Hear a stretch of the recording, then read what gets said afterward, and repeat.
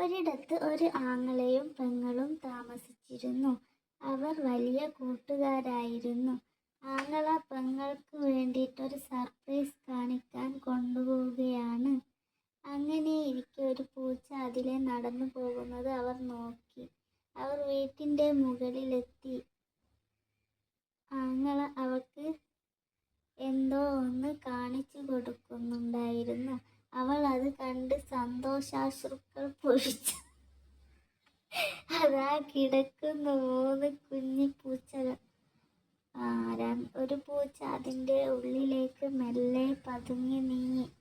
ഒരു പൂച്ച തിരിഞ്ഞു നോക്കുന്നുണ്ടായിരുന്നു. ഇവരൊക്കെ ആരാണ്? ഇവളെന്തിനാ എന്നെ ഇങ്ങനെ തൊട്ടു നോക്കുന്നത്? ആ പൂച്ച അങ്ങനെ അവർ ആ പൂച്ചയെ സാവധാനം തലോടി. ആ പൂച്ചയുടെ നിഷ്കളങ്കമായ നോട്ടം കണ്ട് അവർക്ക് സന്തോഷമായി. ഇവരൊക്കെ പരിചയപ്പെടാൻ വന്നതാണെന്ന് ആ പൂച്ചയ്ക്ക് മനസ്സിലായി.